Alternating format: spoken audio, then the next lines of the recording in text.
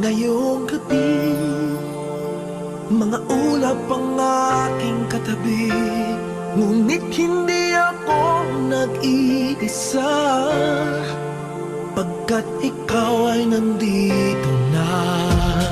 Mga tala sa iyong mata'y aking batid, bawat kislap ay may pag-ibig na hatid. Sa mga hangarin nating tapat, kayang baguhin ang lahat. Magagandang larawan ng ating bukas, ngayong Pasko ay magdiningan. Ngayong Pasko, magniningning ang Pilipino. San man sa mundo, tanaw nila ang liwanag mo. Tuwid ka ng pagmamahal, pinapala ng may kapal. Ngayong Pasko, magniningning ang Pilipino. Magandang tadhanang naghihintay, pupuntahan natin magkasabay. Tibok ng puso natin isa, sa loob nito'y nagarito ka. Magagandang larawan ang ating bukas, ngayong Pasko ay magniningan. Ngayong Pasko, magniningning ang Pilipino. San man sa mundo, tanaw nila ang liwanag.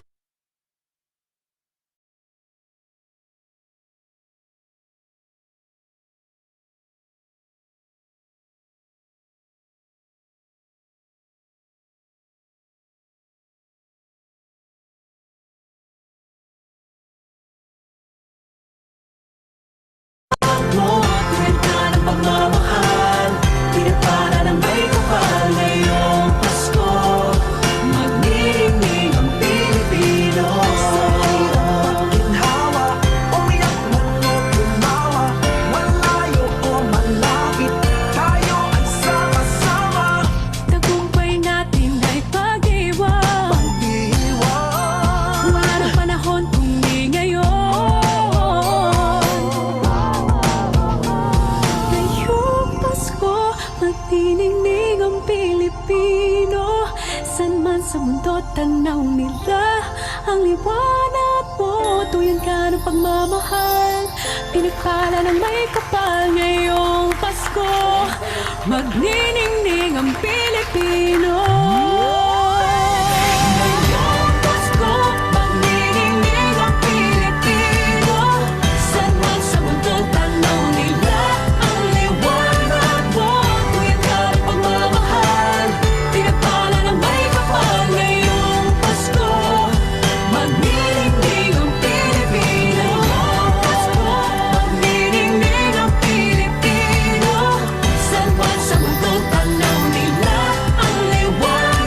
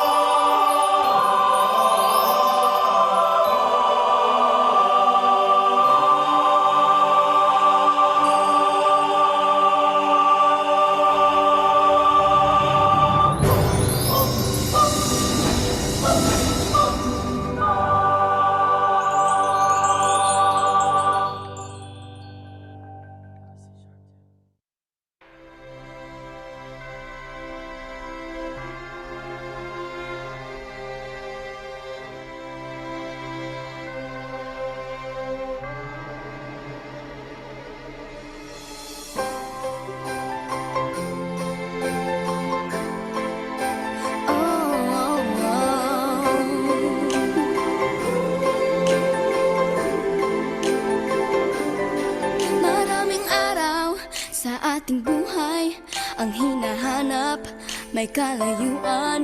Di man tanaw, di na uubusan ng tiwala sa sarili't lakas ng dasal. Alam mong sa dulo ng bawat taon, naghihintay ang masayang panahon.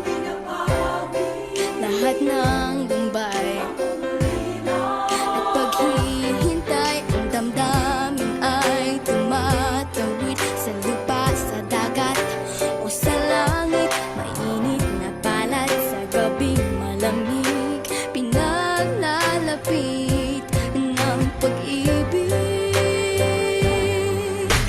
Ito ang Pasko, pagmamahal ang pinagsasaluhan. Ito ang Pasko, inaangat ng isa't isa. Ito ang Pasko, Panginoon ang laging kasama. Ito ang Pasko, saan man sa mundo, the best ang Pasko ng Pilipino.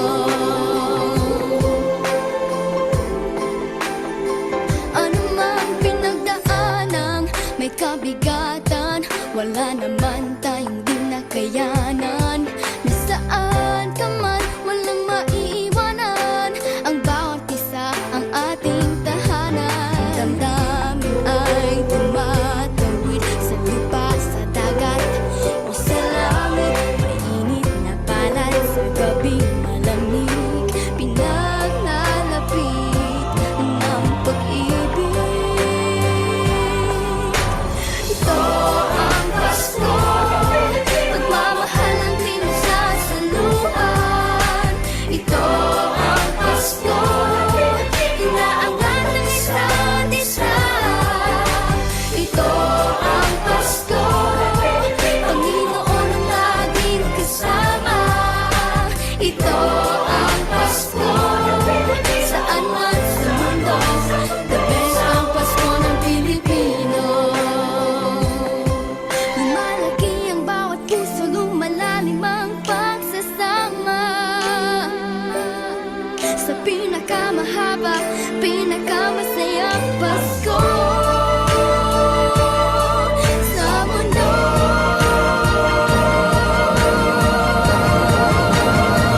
Sabayan niyo kami! Ito ang Pasko, pagmamahal ang pinagsasaluhan. Ito ang Pasko, inaangat ng isa't isa.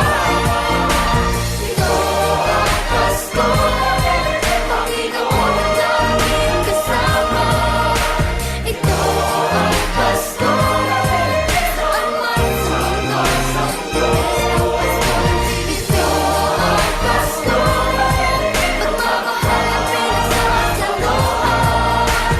Ito ang Pasko, inaangat ng isa't isa. Ito ang Pasko, Panginoon ang laging kasama. Ito ang Pasko, saan man sa mundo, the best ang Pasko. Ito ang Pasko, pagmamahal ang pinagsasaluhan.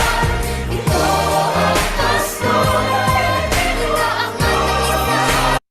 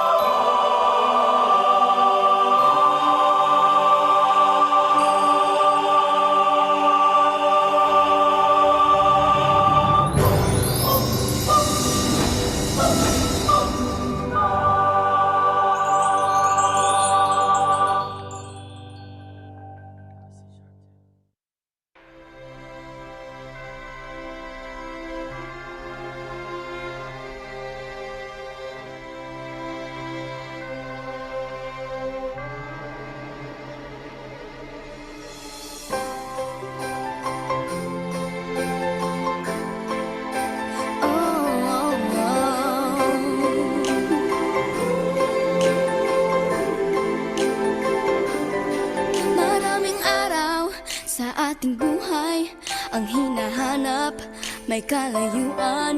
Di man tanaw, di nauubusan ng tiwala sa sarili't lakas ng dasal.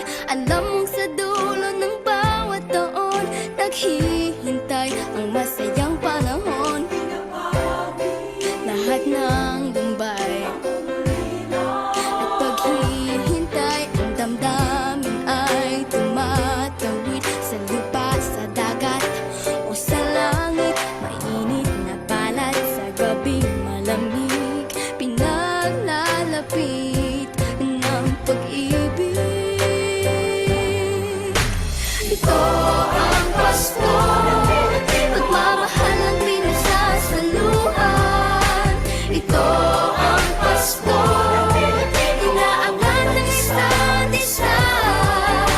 Ito ang Pasko, Panginoon ang laging kasama.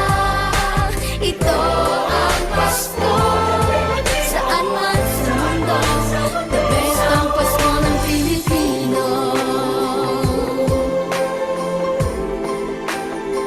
Ano mang pinagdaanang may kabigatan, wala naman tayong di nakayanan. Nasaan ka man, walang maiiwanan, ang bawat isa ang ating tahanan. Damdamin ay tumatawid sa lupa, sa dagat o sa langit. Mainit na palad sa gabing malamig, pinaglalapit ng pag-ibig. Ito ang Pasko, pagmamahal ang pinagsasaluhan. Ito ang Pasko, inaangat ng isa't isa. Ito ang Pasko, Panginoon ang laging kasama. Ito ang Pasko, saan man sa mundo, the best ang Pasko ng Pilipino.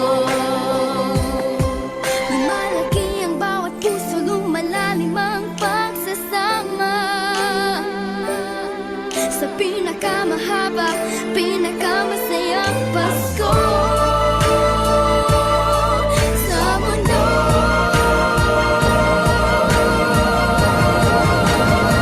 Sabayan niyo kami! Ito ang Pasko, pagmamahal ang pinagsasaluhan. Ito ang Pasko, inaangat ng isa't isa. Ito ang Pasko, Panginoon ang laging kasama. Ito ang Pasko, saan man sa mundo, the best ang Pasko. Ito ang Pasko, pagmamahal ang pinagsasaluhan. Ito ang Pasko, inaangat ng isa't isa. Ito ang Pasko, Panginoon ang laging kasama. Ito ang Pasko, saan man sa mundo, the best ang Pasko. Ito ang Pasko, pagmamahal ang pinagsasaluhan. Ito ang Pasko, inaangat ng isa't isa. Ito ang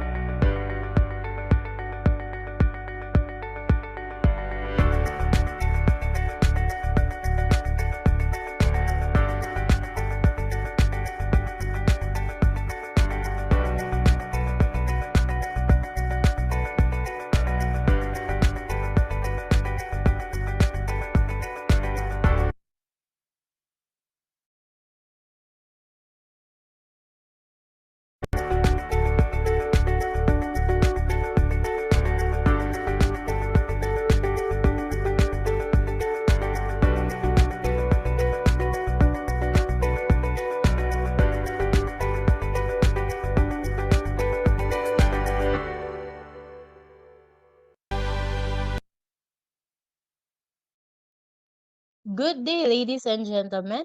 and welcome to the Philippine E-Commerce United Association's exclusive webinar on brand brilliance, simple strategies for lasting impact. We're excited to have you with us today.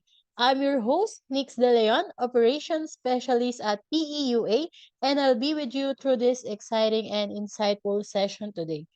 And if you want to stay updated on the latest e-commerce trends, webinars, and events, like and follow our Philippine Ecom United Association on Facebook page. Also join the growing community of e-commerce business builders by PEU8 Facebook group for exclusive insights, discussions, networking opportunities, and or promote your product and services.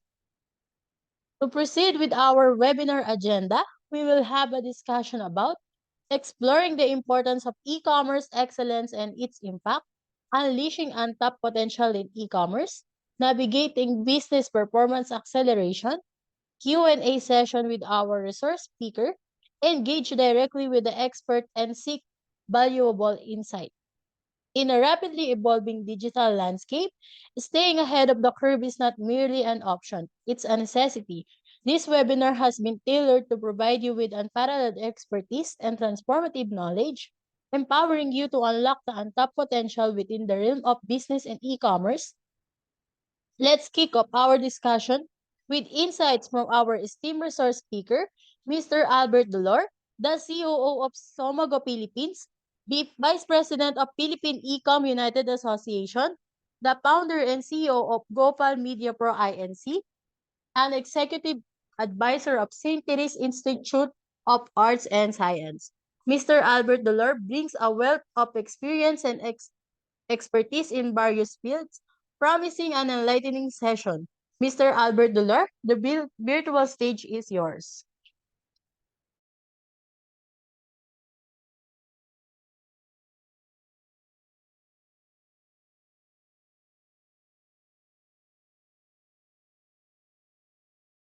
Hello. Hello, good afternoon. Can you hear me? How's everyone? Hello? All right, I can see that we have 15 in the Zoom at the moment. So thank you very much for your time, for joining us today. I know it's end of the year. We just had this Christmas, and before that, Merry Christmas to everyone, and advance Happy New Year. So I know this business discussion about branding is a bit early for 2024, but it would be nice, diba, to position our businesses for next year. Serious business owners, entrepreneurs, serial entrepreneurs knows this, that if you are ahead of the game, ahead of the competition, then it would be a lot of advantage for you. So that means it will also compensate, of course, the profit as well. Diba, yung market share mo will increase if you have some tools, if you have some knowledge to use or to utilize along the way, especially 2024, Year of the Dragon. What they're saying, experts are saying that it would be an abundance and a prosper 2024. So that's what's saying. So if you can see in our screen at the moment, are you guys able to see my screen? Can you message the chat box? Just write in what you can see in the message. Who's that guy? Anyone knows? If you know this guy, you may get some. It's one of his latest phone. No, just kidding. Oh, Mr. Rupert Consumption, shout out. Yes, that is correct. He is the founder of Apple INC. No, very brilliant. I really love his background when it comes to um branding. This guy is turned his idea into uh magnificent brand, one of the greatest brand in the 20th century. Of course, they're still, I'm not sure if they already reached trillion, no, but they are billionaires already, $1 billion company, right? So they cannot compete. It's just very difficult to compete with Apple at the moment. So anyways, before we go with this, major brands in the world, I'd like to know what your business is about. Can you let's go and shout out to our to one another at the moment. No, can you put in the screen your business name? Because we're talking about branding, diba? So why not share our brands, the business name that you have, why you come up with that name? Can you share your business name in the chat box, please? So mine is this. Let me chat. Go pa. Media. Unahan ko na. Right. So that's one is for me. You know PayPal, di ba? PayPal, it's a payment gateway, di ba? For any transactions online. So it was founded by Elon Musk, no, who owns Tesla at the moment. Oh, there's Little Sunny's Kids Toys. All right, that's nice. Little Sunny's very catchy. You know, anyone who would like to add any business that you would like to? Oh, there's another one from Mr. Rupert, RTC Tech Comp. All right, shout out to that. Where's RTC from, Mr. Rupert?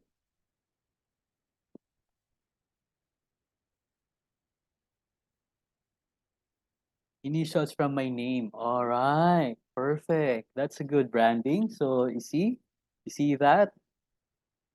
It's easy to remember, you know. So, okay, let's go ahead with our discussion today, you know. So we're talking about branding, brand brilliance. So what does it mean? So before that, I'd like to welcome everybody. Can you see my screen? Is it moving ba? Is it good?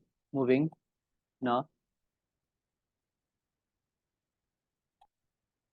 Hold on, let me just, yeah, I guess the technical team is sending me message that it's not moving. Let me check that on my end. See if that is the case. Give me a few seconds to reshare my screen. Okay, we still have some time to share your business name. Also promote, diba? This is your best chance to promote your businesses. You can take advantage of it. So we can shout out your business, what the products are you are selling, the business name. Drop it in the comment below and we'll shout it out.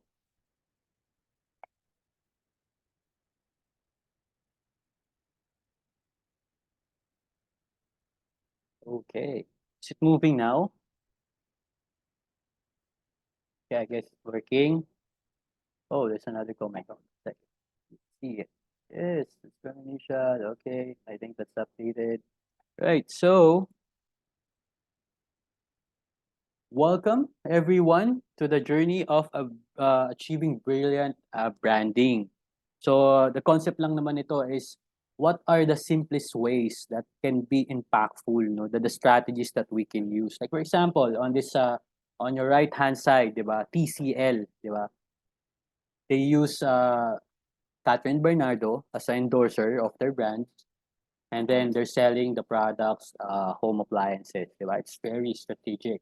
Imagine how many followers does Miss Catherine Bernardo has, diba? If they showed up to the TV commercial, to billboards, along EDSA, then it's very impactful, right? So, um, let's go ahead and understand first, what is branding, right? So, branding, what they're normally saying is that it's a logo daw, no? Yeah, in one sense, yes. It's also it could be the product daw. It's also they're saying it's the promise of the brand. Like TCL here, TCL is saying they are inspiring greatness together with Miss Catherine, di ba?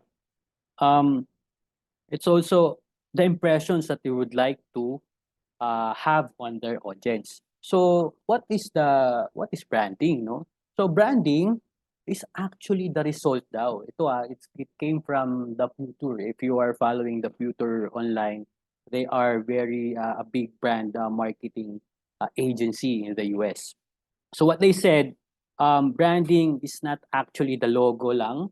Is di lang daw siya yung product mo or services, but it's also the overall reputation of your product, service, or company. It's in the heads and hearts of your audience. So imagine, bigat pala nun, no? So, paano natin gagawin yun, no? There's so many things to do that. There's a lot of work to do that. That's why we came up with this webinar with the title of Brand Brilliance: Simple Strategies to for lasting impact, di ba? So we try to consolidate all the important pointers, and that's our agenda today. So we got the branding identity, understanding our audiences, how to craft the messaging, how can we emphasize on brand experiences, of course, utilizing the visual appeal. If you notice here, the Jollibee, this is in Broadway, in the US. They took over the Broadway, no? And imagine how they are promoting the business. This is a Philippine brand company, no? But they are taking over the worldwide stage. That's the power of branding, no? So with this, if you see Chicken Joy, di ba? It's not just simple branding elements, but they are also creating emotional connection. Look at that billboard. Look at this on the other side as well, di ba? It's very powerful. So that way they can engage authentic communication. They're very consistent, and because of that, they can gather more and more loyal customers. Right. So later on, we will check on that as well with the case study of Apple INC. Mr. Rupert mentioned that in the comment earlier. So we will take a look on that, on how they use branding, to become one of the most powerful companies in the world at the moment. And at this part, we will also add our conclusion. Right. So let's move on and start with number one: how we are going to define the brand identity. No? So what is that? What are you talking about, Mr. Albert Dolor? Right? So number one, we have to articulate our brand's mission, values, and USP. Ito yung tawag nating unique selling proposition. And then, again, like what we mentioned earlier, there is a visual identity. We would like to create a memorable visual, like for example, again, the logo, the color scheme, the pattern, the design elements, and of course, ensuring its consistency across all touch points. Right, so let's go ahead and have some sample. If you notice here on the picture, Nike, di ba? Their mission is very straightforward. You know, anyone who knows their tagline, can you comment in the chat box, please? Oh, shout out to Mark Levy. His business name is AL Closet. Is that right? Or Al Closet. So, anyone who knows the tagline of Nike? That one, no, not one word. 3 words. Oh, right. Just do it, di ba? Just do it, di ba? You know it. It's very awesome. That's the power of it. So when you think of just do it tagline, you know it already, it's Nike. And you know what's their mission? That is to inspire and innovate for every athlete globally. So they would like you to feel that you are an athlete when you wear the products. When you wear the shoes, you would feel already that you are part of their community, the community of athletes, di ba? And because of that, they try to innovate pa. They constantly pushing forward, for when it comes to sportswear design, their shoes, their technology. They also commit to, naman, it's very, buzzword yung eco-friendly practices and responsible sourcing. Yung mga ganyan na tayo ngayon. And yung empowerment. It's okay, Mr. Azam. Thank you for joining us. We're just getting started. So we're talking about the branding.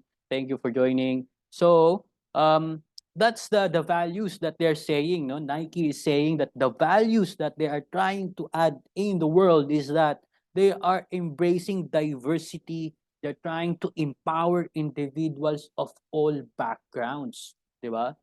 Imagine you were being a part of that community, part of that brand, no?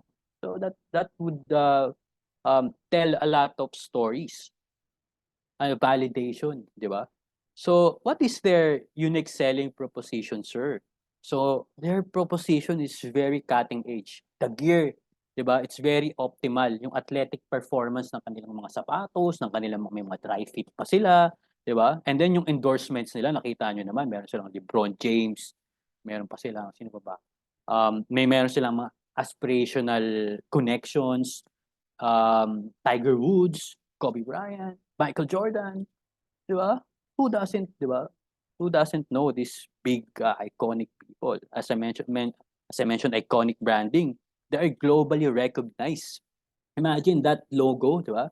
The swoosh, they call it swoosh logo, symbolizes quality and excellence. So these are the USPs that they are giving, no, or they're offering to the world. So dun pa lang sa define your brand identity, parang sobrang chunky na nung Nike, di ba? Very advanced na agad sila pagdating doon. So, paano, what's in it for us? How we are going to apply this with our situation as a simple business owner? Is it as a startup business owner? I'm just selling peanut butter. I'm just selling banana cheese. Is this important? Of course it is, di ba? Because in a very competitive marketplace, di ba? Especially in the era of technology, the era of information, um, it's very saturated. So without having your own brand identity, it would be difficult for you to step into the market, to push your products or services into the market. So it's very important that you are using um these pointers, no. So again, sir, is it ano ba, important ba? Kailangan ko na bang magkaroon ng brand? Yun nga, bago lang naman ako eh. Kasi, with Somogo Philippines, we're working with so many MSMEs in the Philippines. Last time we had this meeting or conversation with the Department of Trade and Industry of the Philippines. They mentioned we have 1.8 million MSMEs across the country. But most of the businesses, the local business that we have, are not taking advantage of branding. But the advantage that we have is that we have a lot of good products. So imagine that we have good products, we have good services, but we don't know how make it powerful. We don't know how to position it, di ba? But on the other side, look at China, di ba? They have simple products, but they are selling it too much. They are the ones who are making this Apple. I saw a video last time and used to work for the product development of Apple in China. They said the iPhone is just. Do you know how much it costs to make an iPhone? Anyone who would like to guess? Can you chat in the box? How much is iPhone right now? 80,000, 70,000, 50,000, right? But they were saying it's only $10 to build an iPhone in China. But because of branding, they build the reputation of premium, luxury, di ba? Elegant, innovation. Now they put the price. So, would you consider your business to compete with the price or compete with the brand? Which one do you think is the best option? Okay. So if you compete with the price, look at in e-commerce platform right now. If you search for, right, we have one answer here coming from Miss Nerlene Joy. Thank you so much for that. Yes, it would be an advantage to compete with the brand. Look at what I mentioned earlier. What Apple did. I'm not sure if that is the case, but I'm not sure if it's $10, in wholesale price. But China, they can build it for the price that you like, provided that you would order in so many bulk orders, tons orders. in case of Apple, they are, you know, selling their products all over the world, right? So going again with the question, would you compete with the would you compete in the market using a brand, or would you compete with the price? Diba? Again, going back, look at in the e-commerce platform or in any marketplace, go to Facebook, search for anything that you like. Or let's just say, since nasa phone na tayo, iPhone case. If you look for iPhone case online, you can buy at least 10 pesos, 20 pesos, 30 pesos. That's the truth. That's the truth. You can buy it online, 30 pesos. Pero if you put it on a brand, let's say, you can sell it 3 times, di ba? That's how powerful it is. So now, moving on with our audience, we have to tailor it with the market that we are trying to penetrate. So it's very important that we have our market insights that will guide our decisions. Of course, this will help us stay into the trend, ahead of the trend and competition. Because once we understand this, no, yung buyer persona, sino ba yung binibenta natin? Katulad, pabalik ulit tayo dun kay Nike. Ang binibentahan daw nila is mga athletes. Yung community nila is about athletes. So pag sinuot ko to, feeling ko athletes na din ako. So, ganun ka lakas yung buyer persona natin. What they are saying, di ba? If you don't have a target market, then you don't have a market. Di ba? Which is very true again. Kasi, imagine you are selling to wide, broad audience, and you don't know where you're selling to. That means you don't know your product and services. You don't know who you're selling to. So it's very important that we craft the detailed buyer persona, ensuring our understanding of the customer's needs. What I know pa nga from Apple, they do it in reverse. They understand first the problem of their customers, their consumers, and then they go reverse. That's how they created their products. So, for example, in iPhone, di ba? Nahihirapan yung mga tao back then. Nahihirapan yung mga tao na gamitin yung laptop, gamitin yung desktop kasi syempre because of the digitalization, which is totoo din. Now, Apple decided that okay, gagawa kami ng product na ganito pero sobrang daling gamitin. It's slick, it's elegant, very simple, hindi katulad ng Microsoft or ng Windows, ang dami mong kailangan pindutin. Ito, simple lang. See? That's how they position their brand. Again, using the brand again. They tailored it. They resonated with their audience and created a meaningful connections that can relate to their consumers or customers. That's how understanding the brand or the audience as well. So let's move again. Dito naman tayo, balik tayo sa Pilipinas. Look at this billboard. This is around Guadalupe. Anyone who saw this? Love all kinds of love. Ang galing ng ginawa ni Mr. Ben Chan dito, the founder of Bench. No, if you see here in the sample, no, it's very clear and concise brand message. They're not saying na maganda tong jacket na to, makapal siya, pwede mo siyang suotin sa lamig. Itong blazer na to, pwede to pang date. No, hindi gano'n, no? They're saying that this is about love and all kinds of love. So when you are thinking about your loved ones, or when you are thinking about, going with friends, or you have a family gathering, anything that that is something related to celebrations or something to somehow relates to your emotional activities, then you would think of Bench because sa daanan ko siya sa Guadalupe, parang ang gandang bilhin. So, yun nga, nag-resonate with audience and it communicates the product, di ba? Or services. Or may nag-message dito si Nix, it's emotional connection. Tama. Here you go. So, going to the next slide, this is about how we utilize the visual appeal. So, imagine, meron tayong brand identity. Kilala na natin kung sino yung bebentahan natin. And then, meron na tayong idea kung anong message ko, paano ko ba ibebenta to. Diba? Kasi, to be honest, we don't want to to sell something. No. We would like them to know the value that we are adding to them. That's why look at this, the brand brilliance of Philippine Airlines, flying forward, di ba? So what does it mean? Di ba? Lahat naman ng eroplano flying forward, di ba?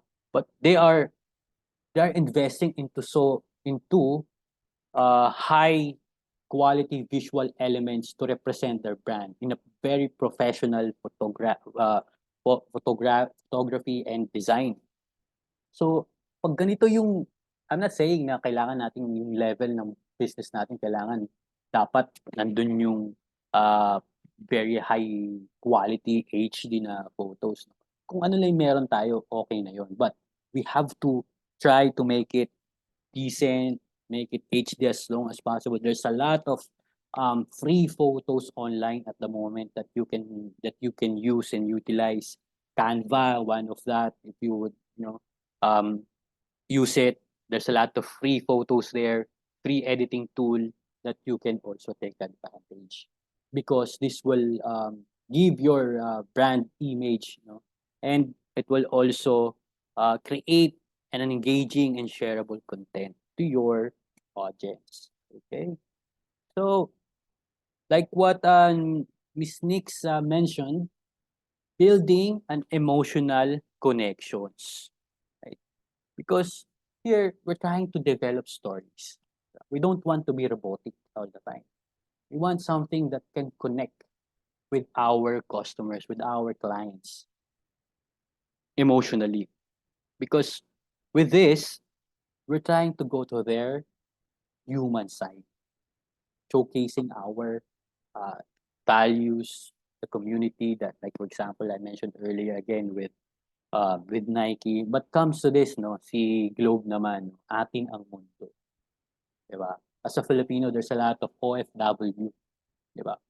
And then we also have this internet at home that if you find out that your connection is not working when you get home, will freak out, di ba? So, ang galing ng ginagawa ng Globe with their advertisement. They're saying that they are very a reliable connection, which is I'm not sure, okay? Because there's a lot of differences when it comes to internet providers. But look at that. The family is very happy with their service. They're at home. They have the cat. Who doesn't like the cat, diba? So, dun pa lang, pagkita mo pa lang ng visual nila, alam mo na it's a nice photo. You can feel some connection, and again, you will recognize the brand. All right. So, going to engage in authentic communication. This is authenticity because when you are authentic, you can build trust. This is one of the biggest and one of the pioneer in the entrepreneurial industry sector. This was funded by Mr. Or Dr. Cecilio Pedro, the owner of Happy Toothpaste. This is very local, Happy Toothpaste. No? Ang pagkakalam ko, isa na lang yung natitirang toothpaste na local. Right? So, look at this communication. Gaano kasulit ang toothpaste mo. Diba? Para sa tulad yung long-lasting, may toothpaste na long-lasting. Di ba? Nakakatuwa siyang tingnan. But the brand recall is also right there. You can engage through social media with this and then, get your customer feedback as well. Share it on your channels and then showcase also the human side of your brand. All right. So look at what we are doing here in all of our channels. This is about consistency. Right? We have to make sure that we are consistent with our branding across all of our platforms, online and offline. We have to make sure that we regularly review it and update our strategy to adapt to the market change because there's no one size fit all. We have to adapt to what the current trend and be progressive along the way. So on the top part is our um, social media content. Then here, some of our events and interviews and some promotions. So you would notice that it's already somago agad siya because of the color palette and the combinations. So if you take a look at it, you already know that this is about e-commerce. This is about products coming from the local sector of the Philippines, right? So again, how can I apply this to my business? We're not saying now you have to be this colorful, you have to put a lot of promotions and this. No, it's not like that. You can be the simplest branding that you can do. The most important is that you have to create your brand positioning, your branding, the strategy, then walk your way up and be progressive. All right. Next, this one is Goldilocks, another one of the favorites. So Goldilocks, look at that. It's very simple, very trendy, but you can catch it, di ba? So for that, measure and adapt. Okay. So as I mentioned, there's no one size fit all. We have to implement the metrics, understand it, analyze it, and adapt and refine the brand strategy over time. This is some of the main pointers of branding, right? So if you can use this in your business, by 2024 you will have an edge. All right. So now we're going to the Apple case study. How they build the Apple around simplicity. Imagine ito, let's just take a look the design of Apple. It's just black and white. That's it. Right? There's no so much effort in editing. That's it. They just put the Apple with the bite and that's it. That's the logo. Right? So if you can think of something like that that can be, add to your business, then that would be a great advantage for you. Right? So what happened with Apple? What they do? So what they actually did is they're making their technology so simple that everyone can be a part of the future, which they did actually. And most important, the founder, Steve Jobs, insisted they take the consumer first mentality. This is what I mentioned earlier. They go first to the problem and then they develop the product. So they transformed the leading technology advancement into a consumer accessible technology. This is to help, they fuel the perception among the mass audience around the world that Apple is an innovative leader.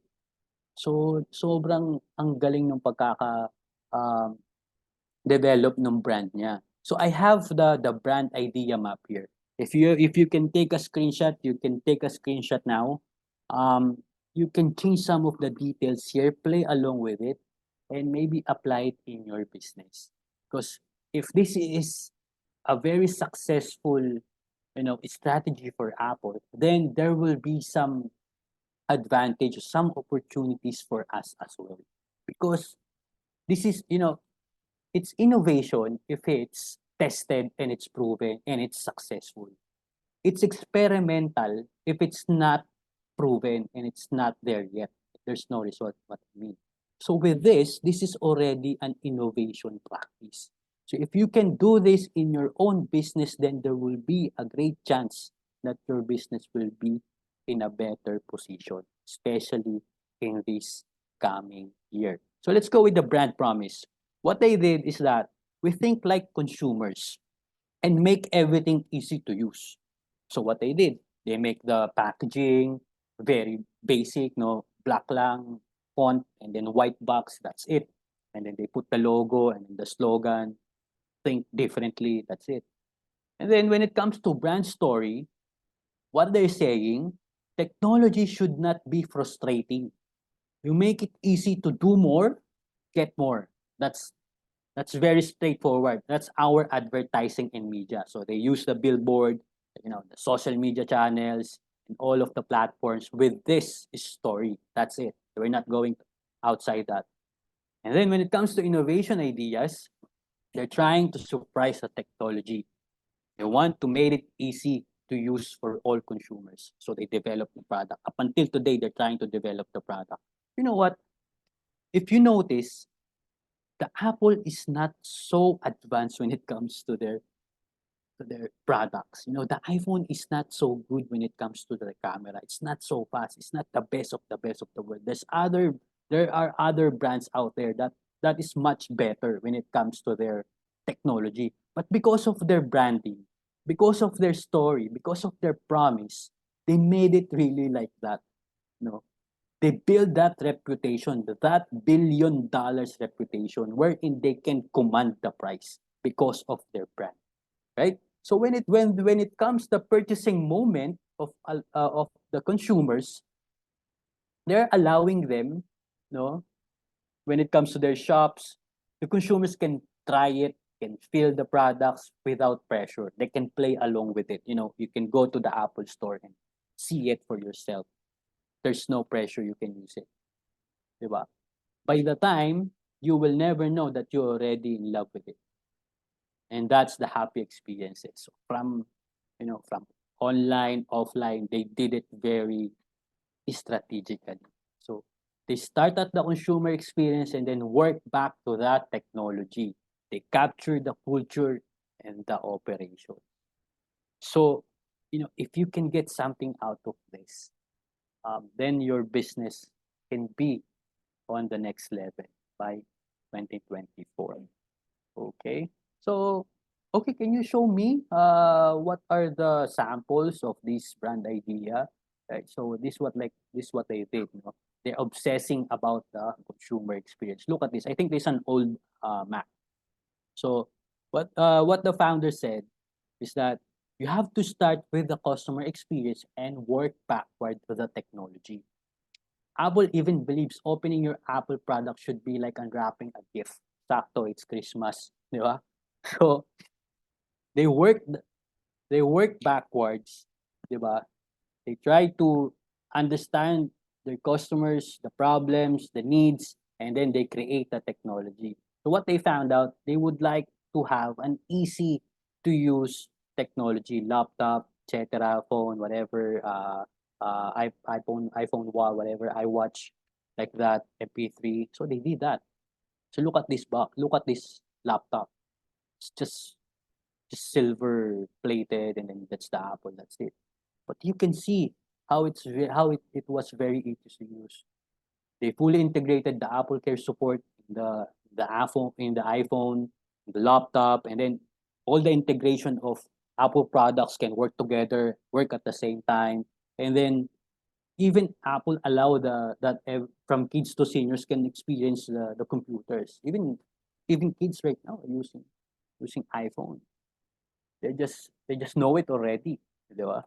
So with that being said, the power of the Apple brand turns their brand into a higher power and profits. You see how Apple uses the brand strategy to drive loyalty, revenue, and profitability each year. Up until right now, they're just taking over the marketplace. Samsung cannot go to that level. I'm not sure who's next, but Samsung is the one next maybe.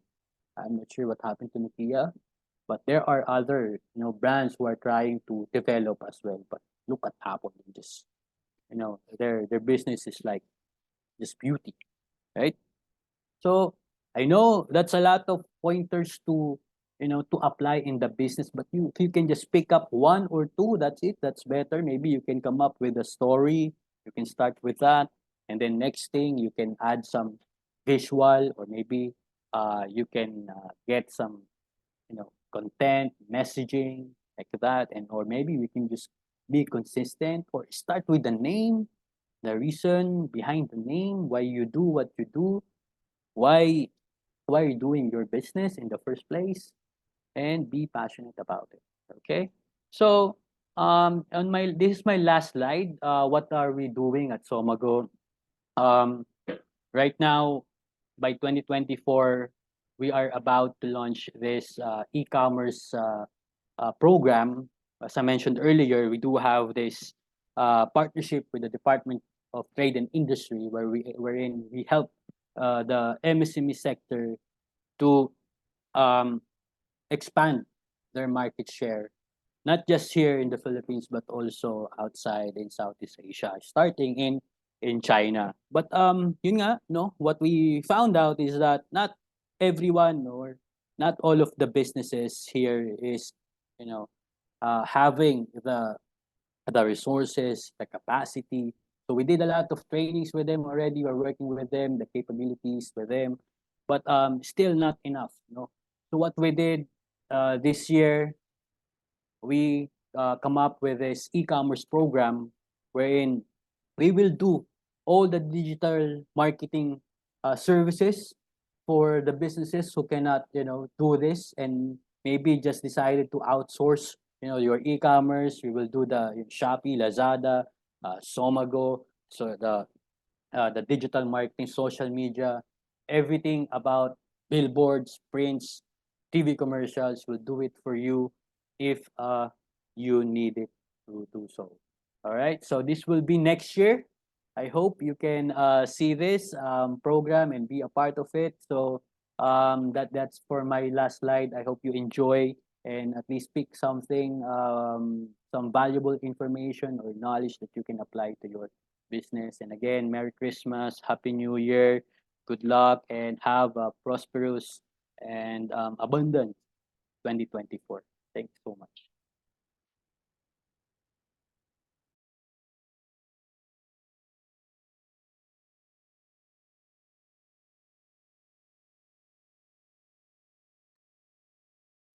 All right. Thank you so much, Mr. Albert Dolor, for sharing such valuable insights and offering a broader perspective on brand brilliance, simply strategies for last impact. Following Mr. Albert Dolor's presentations, let's have an interactive Q&A session. This is your opportunity to engage directly with our resource speaker and ask your questions for clarifications. You may now engage with Mr. Albert Dolor and ask your questions in the comment box. Oh yes, we have Q&A pa pala. Anyone who does have any questions or clarifications, or maybe you would like to share about your business. This is one of the best opportunity to do so before we end 2023. Let's be a part of the community where like-minded people share knowledge. Any questions po? Kanya si Mr. Go back. Mr. Rupert mentioned about his business. It's RTC Techcom.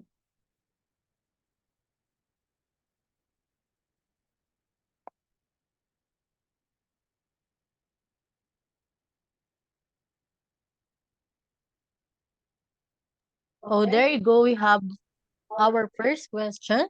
Does branding need to connect on the product too? Okay, that's a good question. Does branding need to connect on the product? Yes, definitely. Definitely. It's part of the marketing. Branding is part of the marketing. So you have to brand your product. That's the whole, idea of why we have to uh create our own brand identity. So it could be, like the case of Apple, diba? They have minimalist design, they have iconic logo and commitment to innovation, which is part of the branding. So yes, we need to connect the branding to our products because it will build the reputation. So again, build the reputation. Any questions pa po?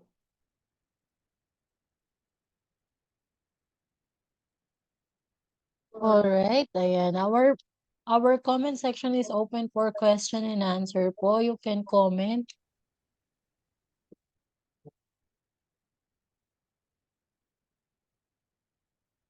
Ayan, from Sir Rupert Concepcion, do we need to use the 7 Ps in business?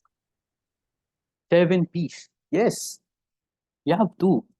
Definitely, it's a part of the principles of the business. But as a startup, of course, you have to use the resources and the principles or knowledge that you currently have, because part of the business is part of us. It's the reflection of the people behind it.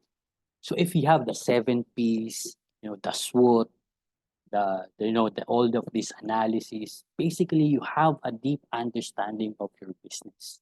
If you have a deep understanding of your business, it's like having a map, di ba? You can go wherever you want using that map and reach your goal. So 7 Ps is just part of it. I'm not saying it's a very important part, but having an understanding of it will give you an edge into reaching your goals. It depends on where you're going and what your goals are. But yes, definitely it would be an advantage to understand this 7 of the business. Okay, I hope I answered your question. From Mr. Joe Stew, shout out to Mr. Joe Stew. He's spending the holidays in the beach. Awesome. Would like to ask if you offer end-to-end services and how would it be applicable for SMEs? Oh, great question. Yes, we are offering that. We are actually about to offer that. We will be launching this next year, early 2024, I believe January. That would be already available. But we do have this listing. So we have MSMEs on queue. And how is it applicable? It's very applicable to all ranges, micro, small, medium enterprise, even large, actually. Because not everyone, not every business owners, entities can have the full force, or have the resources to apply all the strategies. If you notice, di ba, yung branding na lang, it's so many things to consider, no? So imagine you will have your own Shopee Lazada account, uh, Shopee and then Lazada, and then you have Somago, and then you have content strategy, and then you have social media, and then you have there's so many things. So it would be nice that there are some um, uh, program that you can take advantage and outsource these things so you can focus on more important things, like for example your finance or your sales, di ba? So yes, it's very applicable to SMEs as well, right? So it's very beneficial. Thank you, Mr. Tiu. Any questions?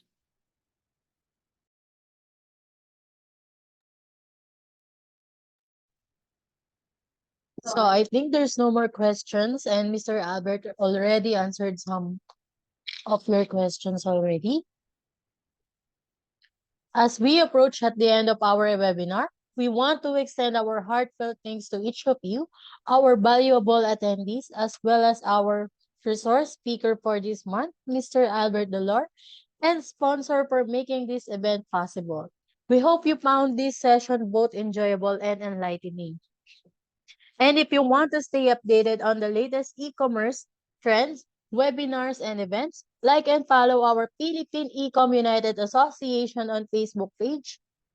Also join the e-commerce Business Builders by PEUA Facebook group for exclusive insights, discussions, networking opportunities, and or promote your product and services.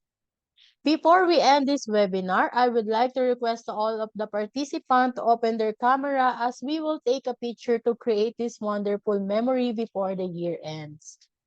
Ayan, pa-open na lang po ng ating cam. Saglit lang po ito.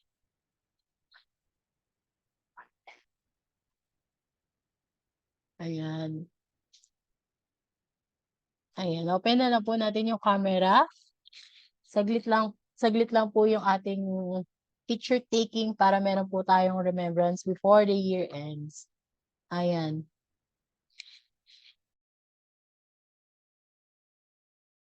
Ayan, in 1, 2, 3. Ayan, isa pa po. 1, 2, 3.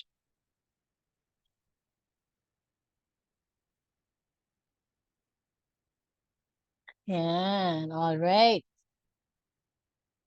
In the ever-evolving landscape of e-commerce, the role of every business is undeniably pivotal, and today's insight will undoubtedly guide us toward smarter decisions and enhanced strategies. As we bid farewell to this webinar, remember that the pursuit of knowledge and excellence is a continuous journey. Stay connected with us for more exciting events, and thank you for being a part of the Philippine E-commerce United Association's mission to empower businesses and foster prosperity. Let's unite for success. Merry Christmas and Happy New Year. Thank you everyone for joining for us today.